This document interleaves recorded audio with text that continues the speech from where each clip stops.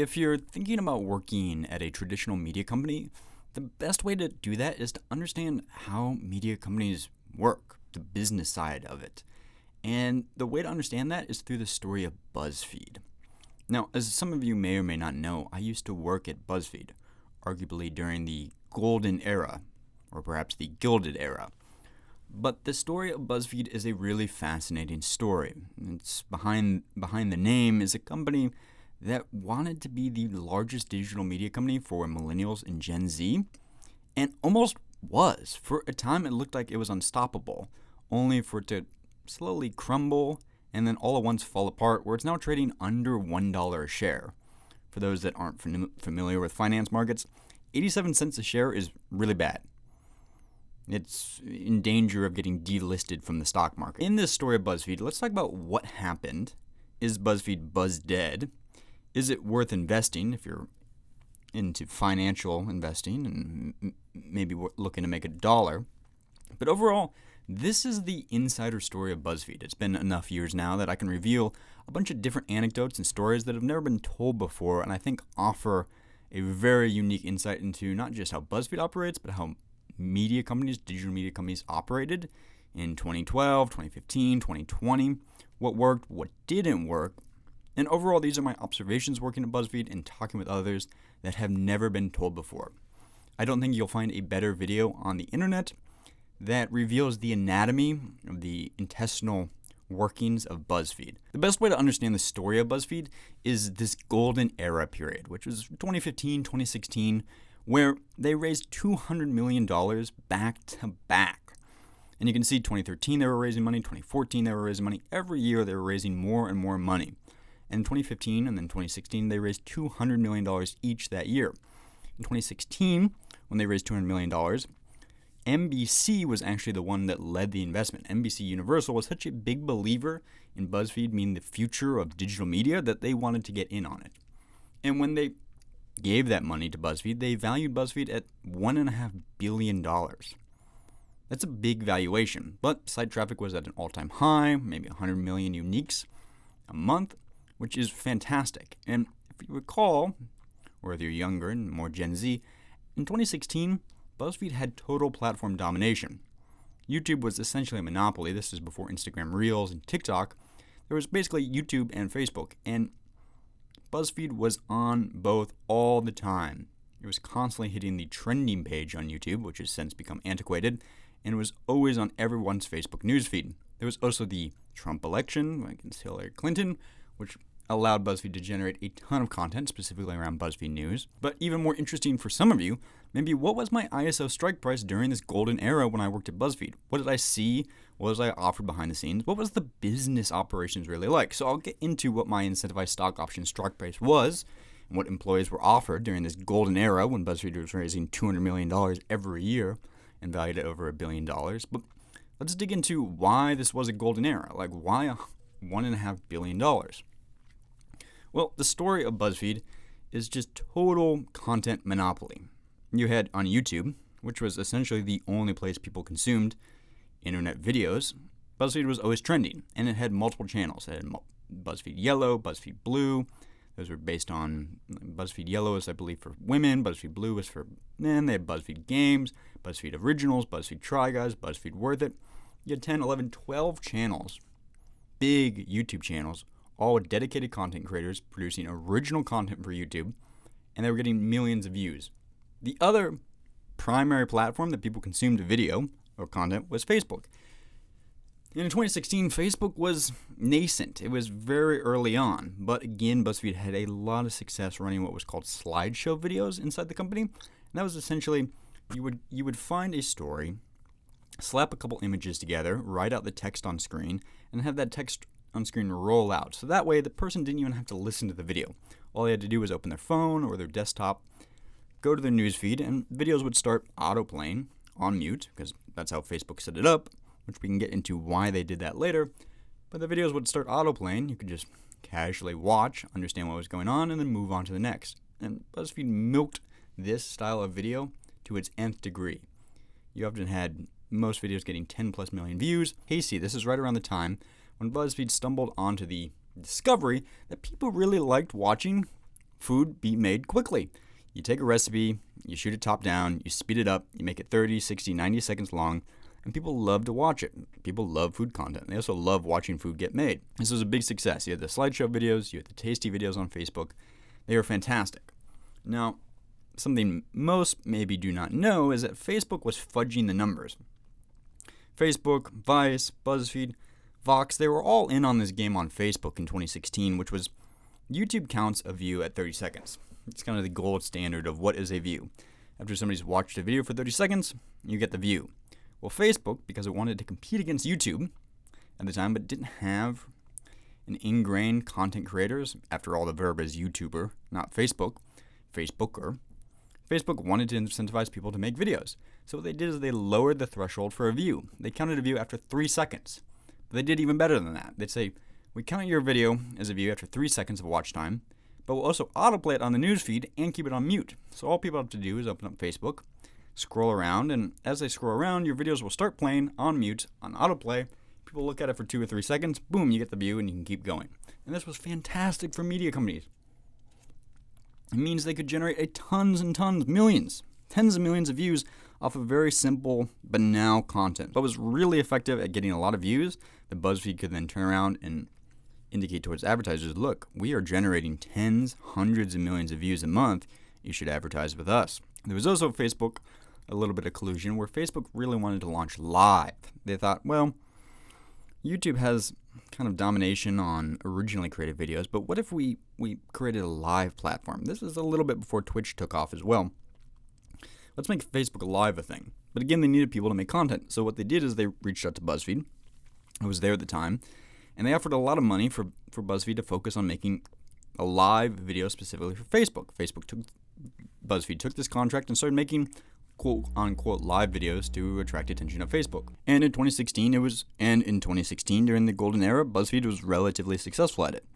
Here's an example. The Watch Us Explode This Watermelon One Rubber Band at a Time hit 11 million views, but BuzzFeed could do one better.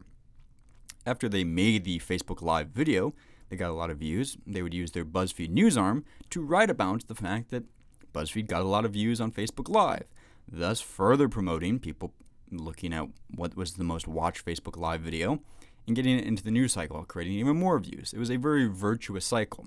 And then you had the initial O&O, owned and operated site, with its viral quizzes, its what type of astrology sign are you, what friend are you, what Seinfeld character are you.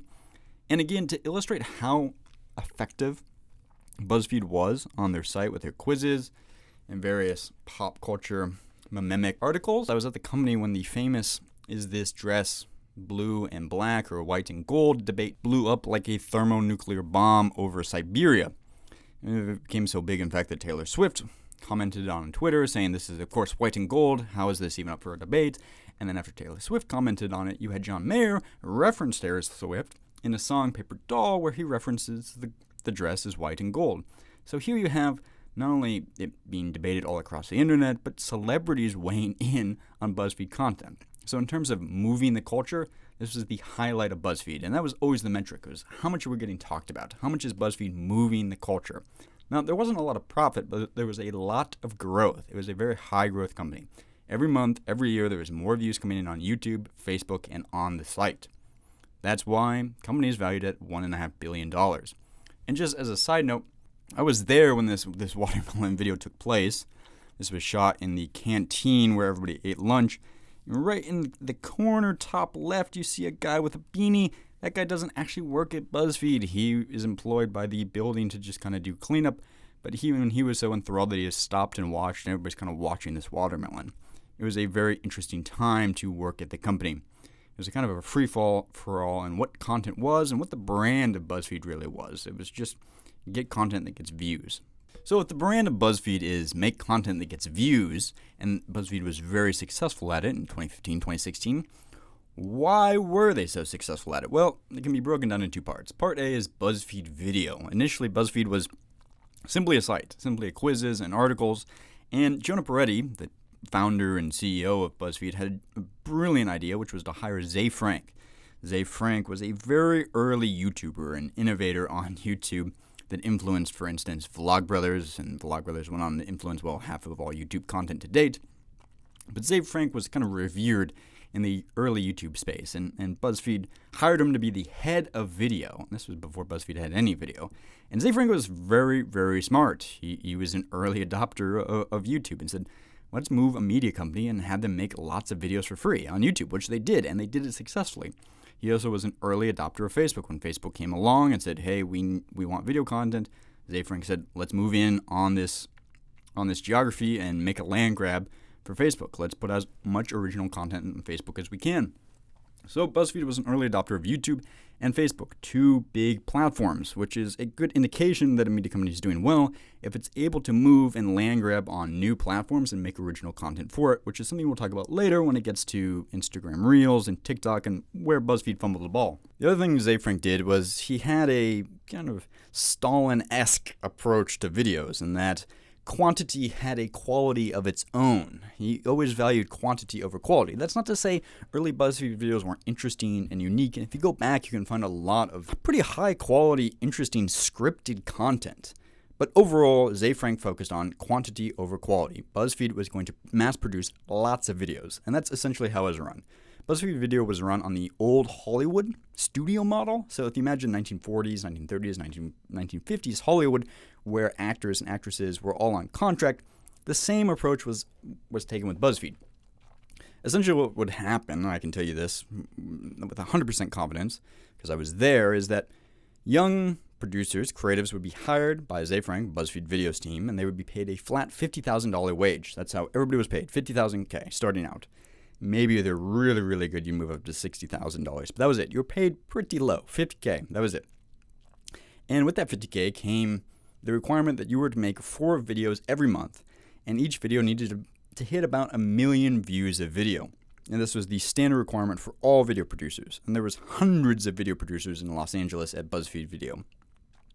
But given this old Hollywood model where every producer was responsible for making 4 videos and hitting 1 million views per video, and that was it. If you could make the 4 videos and you could hit the view quotas, you were good to go. There was a pretty long leash on how you were to execute to make these videos, and as long as you could do them, you were great. If you couldn't keep up with the 4 video demand a month, you were fired. You were called. It was a kind of cutthroat and ruthless business model, but at the same time, it attracted a lot of interesting creative people that would constantly help each other out. It was very pro bono because nobody was getting paid very much. They were all getting paid equally, and they all had the same demands and all had the same leash of, well, you're on your own to figure out how the videos are made. A lot of the early producers, they would try different formats. You had the Try Guys, they had success. You had Worth It, you had success. And then you have the classic BuzzFeed videos that we all think of, which is we tried different Christmas cocktails. We tried Nicki Minaj's hair for a week. We tried powerlifting with this Olympian. We tried swimming with Michael Phelps. You know the content when you think BuzzFeed. And that came about because producers could kind of do whatever they wanted. And when they stumbled upon a format that worked, the standard approach was find the format, milk it, and move on. And there was no talent contracts. There was no idea that this person only appears on videos, this person works behind the camera. No. The producers often would say, hey, I'll appear in your video if you appear in mine, you help me edit it. It was very collaborative and at the same time cutthroat because, again, you had to make those 4 video quotas. You had to get millions of views. Otherwise, you were getting fired. BuzzFeed Video was the dominant faction in 2016. It accounted for most of the growth, and just it's really hard to understate how dominant BuzzFeed Video was on the internet in 2015, 2016. It was always on the trending channel. It was always getting recommended. The other part of BuzzFeed's success during the golden era was BuzzFeed News. And BuzzFeed News, you might be wondering, why? Why BuzzFeed News? What made it so successful to the golden era of BuzzFeed? Well, BuzzFeed News was launched by another individual named Ben Smith, who was a kind of inveterate New York reporter, classic beat reporter. His father is a judge in New York City. And he joined BuzzFeed again right around the time Dave Frank did. And his mission was to launch BuzzFeed News. And the positives around Ben Smith and BuzzFeed News was that Ben Smith was a really early adopter of digital print reporting, much more so than Vice or Vox. If you reflect back, Vice, for instance, really doubled down on their news documentaries. In fact, they bought a TV channel to run their news documentaries. And Vox had success with their news explainers, but neither Vice or Vox really were about publishing print reporting on their site, where you go and read it and garner respect among New York Times, Fox News, MSNBC, whereas Ben Smith really believed in print reporting. Go out there, write the story, and get it picked up and talked about by other media companies. That was always the MO with BuzzFeed News. Ben Smith didn't really care about news video news the way Vox or Vice did. Ben Smith couldn't give one iota about video. There was never an emphasis on video at BuzzFeed News. It was always about finding reporters that could write well, get scoops, and then get those scoops picked up and talked about by other media companies. And doing that, again, they got lucky during the 2015-2016 was the big election, the kind of election of a century, perhaps, which was the Trump-Hillary Clinton election, and BuzzFeed News was able to really lean into that. For instance, BuzzFeed News was the news company that released the Steele dossier, which, for those reflecting back, Steele dossier was the hearsay document about how Trump may be compromised by Russia when he was in a hotel and hired some hookers. It all turned out to be basically false, but it was an interesting document, and the reason why BuzzFeed News released it is because they got a hold of it, like other media companies, and other media companies, while they knew about it, wouldn't release it. BuzzFeed News' argument was, listen, Congress is talking about this Steele dossier.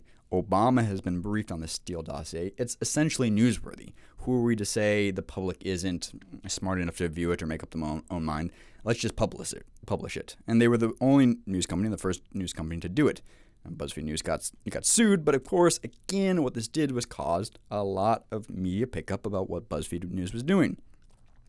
Ben Smith was on Fox News, on MSNBC. People were talking about BuzzFeed News. BuzzFeed News was getting scoops and publishing content.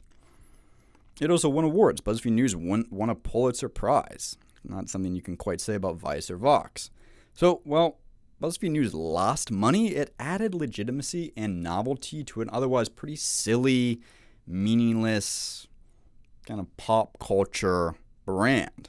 BuzzFeed News was taken seriously by other media companies. Perhaps the general public didn't recognize it, but MSNBC to Fox News recognized what BuzzFeed News was doing, and it was discussed a lot by other news outlets. The other interesting thing to point out about Ben Smith and BuzzFeed News during this era was Ben Smith was able to keep a lid on the ideologies, which were bubbling in the newsroom and among employees at BuzzFeed during this time, 2015-2016. A lot of Americans had very strong views on politics in 2016, and that remained so for young artistic individuals, reporters working in New York City and LA.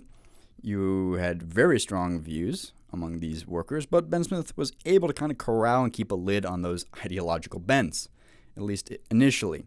In fact, he hired people from Baked Alaska, who I believe is currently in jail as I report this for being at the Capitol riots and streaming them live. You have Benny Johnson, who became a Trump MAGA floozy, totally sold his soul to the Republican right wing. And then on the far left, you have individuals like Rachel Zarel, who left BuzzFeed to go work at MTV News and famously made the 2017 resolutions for white people, which caused a huge amount of controversy. Perhaps seems like a benign video now, but H3 was able to react to it at the time and got 10 million views on the video. You had a lot of different, diverse, ideological individuals working at BuzzFeed News at the time. This was not a homogenous newsroom by any imagination. If we take a look, let's just take a quick look here. Yep, right-wing provocateur, Baked Alaska, has been sentenced to prison. He actually worked at BuzzFeed News. I remember when he was in BuzzFeed in New York City. I mean, Benny Johnson. Yep, love, family, God, and America. I can tell you this is totally phony. He doesn't care at all. He recognizes this as a brand, and he's leaned entirely into it. He's a contributor for Turning Point USA. Again, worked at BuzzFeed. And then you have videos like this. Hey, fellow white guys. It's about to be a new year. And there's a few things we think you could do a little bit better in 2017. First off, try to recognize that America was never great for anyone who wasn't a white guy. Can we all just agree that Black Lives Matter isn't the opposite of all lives matter? Black lives just matter. There's no need to overcomplicate it. Also, Blue Lives Matter isn't a thing. Cops weren't born with blue skin, right? I mean, yeah, they weren't born blue. Stop bragging about being woke. Stop saying woke. Learn what mansplaining is, and then stop doing it. Learn what mansplaining is, then stop doing it. There you go. That woman right there is Rachel Zarel. She was also at BuzzFeed News. You You can see the former employees run the gamut of political ideologies, and this video perhaps seems benign by 2023 standards, but in 2017, it caused a ruckus on the internet. Back to BuzzFeed and the rise and decline of BuzzFeed. But what happened? Well, as the crest peaked, things started to change. In 2019, you had the talent exodus. And first, Ze Frank leaves BuzzFeed Video. And after he left BuzzFeed Video, he kind of let it become rudderless. BuzzFeed Video moved forward on a lot of momentum, but was unable to move on those early land grabs when new platforms started to pick up traction. Think Instagram Reels, think TikTok. Unlike the early success where Ze Frank was able to hire people and have them make original content for YouTube and Facebook, the same could not be said for certainly TikTok. In fact, TikTok, at the moment, mainly what's happening is BuzzFeed is taking old videos from YouTube and Facebook, editing them, cutting them up into 90 seconds, 22 minutes, and then just publishing them on TikTok, which can get you some views, but is never going to get you as far as developing a team to make social-first, organic videos for that platform specifically. And as Ze Frank left and the company was left slightly directionless in terms of video, the YouTube formats became stale. You had the Try Guys spin off and do their own thing. You had Worth It spin off and do its own thing. You had a lot of the really high-performing, high-talent producers go off and get bigger paychecks. Remember, they were paid about $50K working in BuzzFeed. Well, Ze Frank leaves and you're getting bigger opportunities. You had a lot of really good, high-quality, interesting creatives leave. They left to go run ad agencies. They left to go run video campaigns in politics. They left to go do lots of different things for bigger and bigger paychecks, which left the smaller group pretty overextended. They weren't able to do the content for TikTok and Instagram Reels. And then on top of the kind of pain and contractions as Ze Frank left, you had Facebook change the algorithm. Facebook decided, you know what, we have enough video content.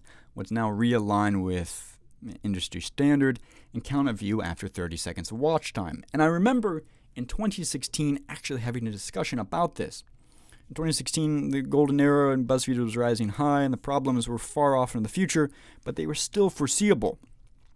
In 2016, I was in New York making some Facebook videos for BuzzFeed, and I remember pointing out, this video I just made, it got, say, 10 million views, which is fantastic. But on the back end, if I look at the watch time, 10 million people watched it for 4 seconds, but only 500,000 people watched it for 15 seconds, and only 20,000 people watched it for 30 seconds, which means if Facebook changes their watch time to 15 seconds as a view, means this video's views go from 10 million to only 500,000. And if they move it to 30 seconds, like YouTube has as their view count, that means this video actually only got 20,000 views. Only 20,000 of the 10 million people watched this video all the way through. And I sent a memo to an executive producer at the time saying, maybe we should focus on videos that keep people watching longer in case Facebook changes their watch time metric. And that executive producer is saying to me, why would Facebook do that? Which, to play as devil's advocate, you could say, why would Facebook do that? Facebook was benefiting from artificially keeping their watch time view count low at 3 seconds because they too could go around to advertisers and say, look how many people are watching Facebook videos, look how many people are watching videos on Facebook, look how many people are making videos for Facebook. That's because they were keeping their watch time artificially low to incentivize companies like BuzzFeed to make lots of videos on Facebook, and they could turn around and take those big inflated view numbers and sell advertising behind it without revealing that, yes, while 10 million people watched this video, only 20,000 people actually watched it for 30 seconds. People conveniently left that fact out until Facebook changed the algorithm in 2019, and people suddenly realized, the game is up. All those tens of millions of views, those are no longer getting the views anymore. They're now getting the real views, which were only a couple tens of thousands. The other part was that you had Ben Smith then leave news. So you had the two big anchors of the media company that is BuzzFeed eject. They both ejected to go do other things. Ben Smith leaves the news, and on top of Ben Smith leaving, you had the other, again, high breakout reporters leaving to go work for the Washington Post, the New York Times. It was a constant struggle at BuzzFeed News to retain talent, again, because the salaries were not too high. But Smith was pretty good at finding young and up-and-coming reporters and giving them latitude to find stories and publish what they wanted to publish. But then they would quickly, if they were successful, move on to bigger media companies, more quote-unquote respectable media companies. And as Ben Smith left and you no longer had somebody at the helm hiring new reporters and focusing on what should be reported, you essentially are left with B players in the newsroom. And those B players sought to unionize, which from a company point of view is never a good sign. You have reporters seeking to unionize the newsroom, which is already losing money. You have your good reporters having left for the New York Times and Washington Post, and you have Ben Smith, your founding editor-in-chief, now leaving to first write for the New York Times and then start his own company called Semaphore. And just like you had the B players left in the newsroom that were seeking to unionize, you also had kind of the return of former BuzzFeed employees.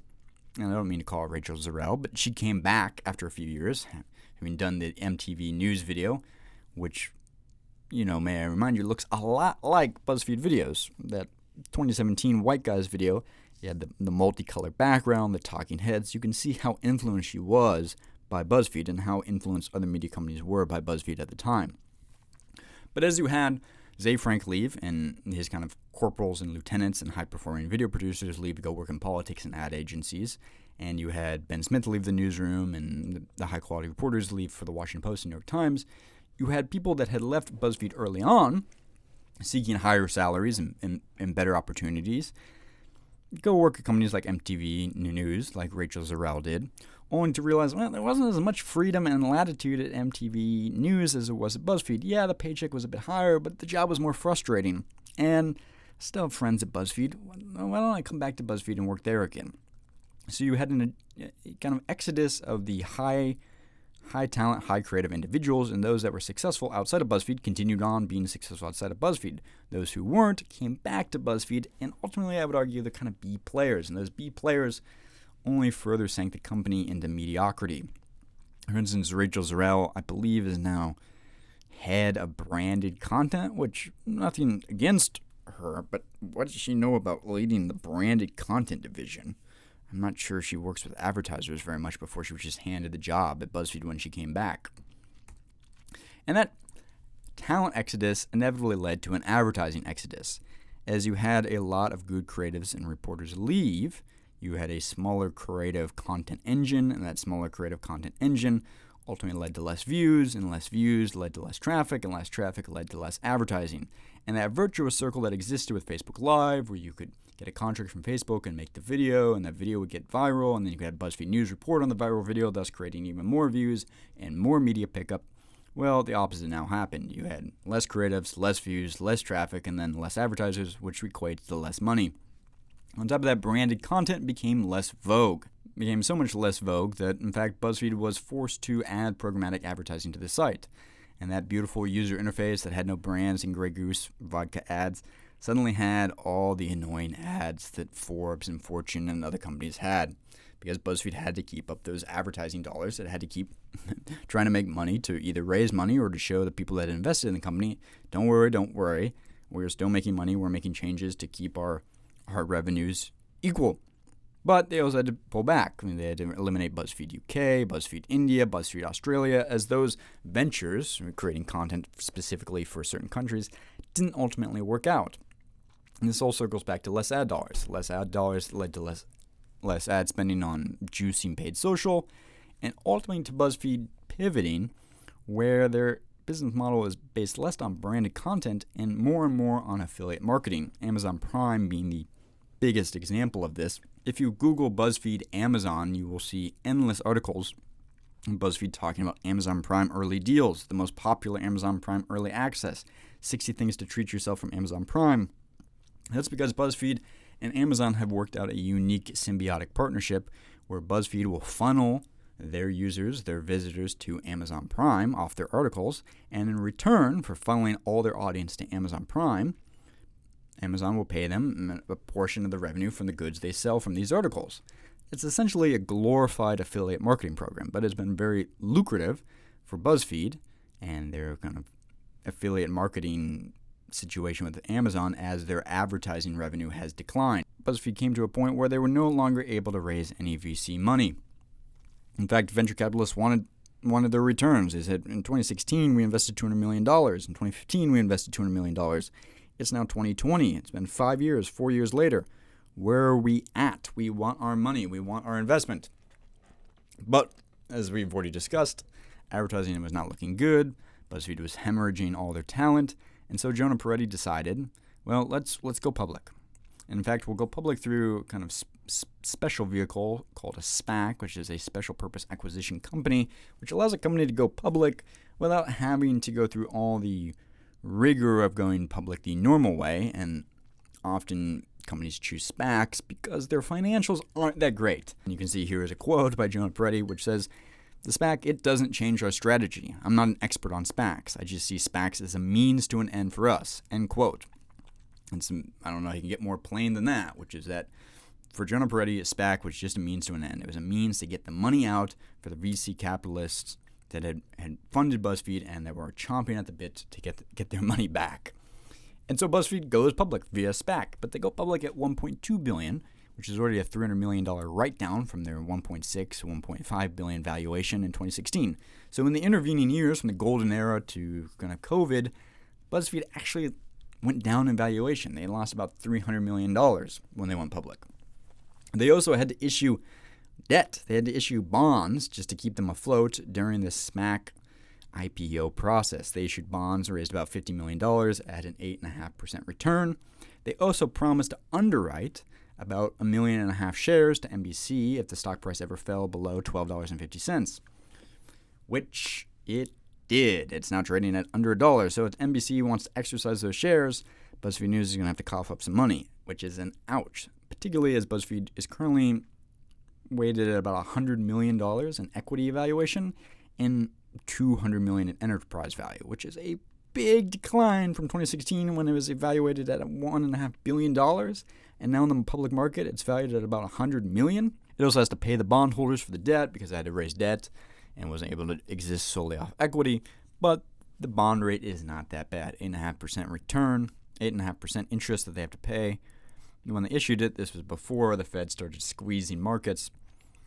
Not entirely bad. So their finances, while not great, aren't terrible either. At the same time, I do want to point out, all along, BuzzFeed has had a Slack channel called AGA, which is Ask Jonah Anything, which means any employee can go into the Slack channel and ask Jonah questions, which he will frequently respond to. And this is pretty unique for a tech or media company, startup company, that has such an accessible CEO. And to illustrate that he does, in fact, respond to these, and that perhaps maybe there are a bunch of B players at BuzzFeed News, is the fact that when BuzzFeed went public, there was a bit of a mix-up in getting the right common stock for their employees that had been offered incentivized stock options back in the day. And when it was time to go public, they were granted the wrong type of stock, and they weren't able to sell on the initial days that BuzzFeed went public. And people came into the Ask Jonah Anything Slack channel to ask Jonah, the founder and CEO of the company, will we be compensated for the fall in the stock price between when it went public and now 4 days afterward when it's trading at, instead of $10 a share, $8, $7, $6 a share? No, is the answer. You will not be compensated, and no other employee in any other company would expect to be compensated for the fact that the share price went down, but I think it illustrates the type of people sometimes you have working at these companies. As a final note, however, if you want to know what the ISO strike price were for employees, I believe at the time in 2016, I was offered shares at a strike price of around $1.90 to $2 a share. So, despite how good of a deal that sounded in 2016, while I'm being offered shares at only $2 a strike price, most of those people that took up the offer are actually in the whole money, as the shares are now trading at 90 cents, 87 cents on the dollar. So those incentivized stock options are actually underwater for most employees. But if you want to buy now, you're getting in at a better deal than the people that worked at BuzzFeed during its golden era. So let's take a deep dive into where BuzzFeed is right now, the kind of public road ahead. They had their golden era, they had a big contraction, they went public. Where are they at? Well, BuzzFeed is still alive, which is something to be said in the current media economic climate, Vice and Vox, for example, are still private companies. And Now This News, which some of you may remember seeing floating around on the internet, they're dead. Now This had searched for a way to go public as well. They had a SPAC, but they failed to find funding for their SPAC. And what happened was Vox ended up buying Group 9 Media. Group 9 Media controlled Now This, the Dodo, a bunch of other media properties. Vox bought it. Vox bought New York Magazine and the Now This properties and just acquired it and bundled them all. But Vox is still private. BuzzFeed too had a consolidation. BuzzFeed bought Huffington Post and Complex. And they did this, I believe, basically because they wanted the distribution pipelines. They realized they could create redundancies within the content engines, but the pipelines would be valuable. The other thing that BuzzFeed announced recently is that they're going to have another reduction in employee headcount. They're about 12% reduction. And there was about 1,200 employees last time I checked. So a 12% reduction would bring down the total employee headcount at BuzzFeed to around 1,000 employees currently. And if we're being conservative, let's say half of those employees are sole creatives working on content. We're taking out the HR, the finance administrators, the software developers. Let's say there's 500 creatives currently at BuzzFeed left. 500 creatives working on videos and writing articles is not enough to expand the content geography. It's just not enough people to really expand and make unique Instagram reels, make TikTok videos. It's maybe enough to keep it afloat on YouTube and Facebook, but not enough to start creating really unique original content on the new platforms that have popped up like TikTok. And you can see this illustrated here. You can look at these videos on their TikTok BuzzFeed channel and see their views are all over the place. 1 million views on one video and 20,000 views on the next video. They have no audience loyalty on TikTok. And looking at the videos, you can see a lot of them are chopped up. They were shot in 1920 by 1080 and then kind of re-edited to fit on a vertical frame and then published. So just by looking at BuzzFeed's TikTok channel, you can tell they don't have a super dedicated team devoted to making TikTok videos. In order to revitalize the brand and make land grabs on TikTok, for instance, I think they'll need more video producers, which is something we'll get into a little bit later. In terms of revenue, how are they doing with their remaining 1,000 employees? Well, it looks like their revenue per employee is about $250,000, and that's during the middle of a reasonable recession, pretty big recession when it comes to advertising and marketing budgets. So if BuzzFeed is able to make about $250,000 per employee, that's decent in this current advertising climate. If we imagine, let's say they're paying on average an employee $70,000 and it costs another $70,000 in expenses to retain that employee, they're still making, let's say $100,000 in revenue per employee, which is decent. And they have decent pipelines. The BuzzFeed site, the Huffington Post site that they acquired, and Complex are all decent content distribution pipelines if advertising and marketing budgets return. But they still have a pretty bad debt structure with the way they had to go public via SPAC and then issue bonds to even keep them afloat during that SPAC period. Then I really want to drill down into, does the media make money? Where is BuzzFeed currently? What was the point of this Huffington Post acquisition? Does this Huffington Post acquisition make sense in terms of joining media companies? If you're considering working at a media company, what's going on behind the scenes? Well, if we take a look at Huffington Post, AOL bought Huffington Post for $315 million in 2011. About 10 years ago, Huffington Post was worth $300 million. Verizon then bought AOL, which included Huffington Post, in 2015 for $4 billion. So again, a pretty big markup. However, in 2020, Verizon sold Huffington Post for just $24 million. That's at least a 10x loss. That's a huge loss that Verizon took on selling Huffington Post to BuzzFeed just 5 years later after they bought it from AOL. And the way Verizon sold Huffington Post to BuzzFeed was kind of interesting. I can tell you this because I happen to work at Yahoo, which was owned by Verizon at the same time, and Huffington Post worked in the same building as me as this deal was taking place. So I had gone from working at BuzzFeed then over to working alongside Huffington Post, where Huffington Post was now being sold back to BuzzFeed. And the deal was done via BuzzFeed stock, which was valued at around $9.11 a share, and BuzzFeed offered them essentially $24 million worth of shares at that strike price for the deal.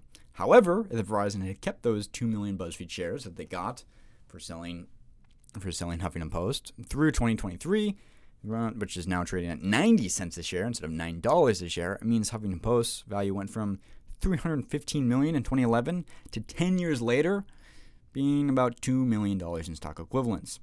That is a huge 10-year decline from $300 million to $2 million. That's dramatic. That is insanity in terms of either how inflated Huffington Post was in 2011 or how understated and how undervalued Huffington Post is in 2022. Nonetheless, this explains why journalism makes no money when you have the company trading or selling for $300 million 10 years ago and now selling for $2 million 10 years later. It also shows Verizon is pretty bad at the media business, doesn't know what it's doing. In fact, BuzzFeed actually paid $3.2 million in severance to Huffington Post employees. They fired a lot of the content engine once they got control of Huffington Post. They paid $3.2 million in severance to Huffington Post employees, which is more in severance than they paid for the entire thing in terms of stock equivalents. The remaining HuffPost headcount costs BuzzFeed about $30 million a year to run and brings in at currently $25 million a year in ad revenue, which means that all things considered, BuzzFeed is basically running Huffington Post at a break-even rate, and if money comes back into the advertising and marketing budgets, BuzzFeed will be in a position to run those ads and content on Huffington Post and hopefully pick up a few extra dollars.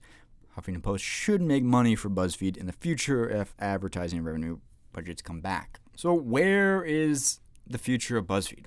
What is the kind of conclusion? Well, I'm not particularly a big fan of spending your way out of problems, but unfortunately, media companies are not software tech companies. Ultimately, it's not like Facebook or a piece of software where you can spend a lot of money developing the software, but then the cost of customer acquisition is pretty small once you've developed the software because you can just kind of ship it out, whether it's Facebook or Salesforce. Unfortunately, content is much more like a car company where not only do you have to constantly be making new cars and designing new cars because that's what the consumer wants, you also have a decent amount of overhead, which requires you paying and spending money to make those cars. And that's what content is more like. You have to spend a lot of money not only making new content and iterating and finding new designs and new content and figuring out where to place that content, but it costs money to make that content all the time. It's not as simple as just spending a bunch of money making the content once and then coasting. So with that in mind, BuzzFeed needs more content. They need more content. That means they need more people to produce more content. They don't have enough of that at the moment. But more content costs more money. And BuzzFeed doesn't have a lot of money, so they have two options. They can either equity finance or debt finance. But equity financing is out. When you're trading at 90 cents a share, it means nobody wants your shares. You cannot issue more shares. You cannot raise money in the public equity markets, which means you might have to issue bonds. And bonds is a way of raising money. They've done it once before, but this time around, interest rates are much higher. So it's very expensive to issue bonds because it means you have to promise the people that buy the bonds a pretty high rate of return. We're talking 20, 25%, 30% interest rate on those bonds, which means the money they raise is pretty expensive to raise via debt financing. But it's the only way to get more content. And when you increase content, you increase the statistical probability that some of that content will be better content. And some of that better content will lead to advertising money and revenue money. And ultimately, that the bonds you've issued at the expensive interest rate and the interest you have to pay on that money that you've raised is ultimately just the cost of revenue for that more content, which leads to better content, which leads to the advertising revenue. Sometimes you have to spend your way out of the problem. However, if BuzzFeed takes on all of that money and is unable to generate more content that leads to better content and advertising revenue, they're just going to get stuck in a debt spiral, and that will be the end of BuzzFeed. It will indeed be buzz dead. But it's not buzz dead yet. I think the strategy, just from my time working in media, is the same strategy that Vice and Vox currently have at the moment, so why they remain private, is to try to just survive this current recession in advertising, wait a few years when the economy becomes flush with money again, and companies, whether it's Procter & Gamble or Hyundai Cars, want to advertise again and have big marketing budgets. Money will come back into these companies, and then is when BuzzFeed will look to raise a bunch more money and start juicing and building a lot more content in the hopes that some of that content is better content. So the next few years, I imagine we'll see BuzzFeed and other media companies lay low, attempt to just survive, kind of a maintenance content engine. And as the economy returns, that's when they'll look to raise a bunch of money to make more content and hopefully reach better content. That is the story of BuzzFeed. The decline and just the decline at the moment of BuzzFeed. We'll see if they rise again. Thank you for watching. I hope you found it interesting. Subscribe. Bye.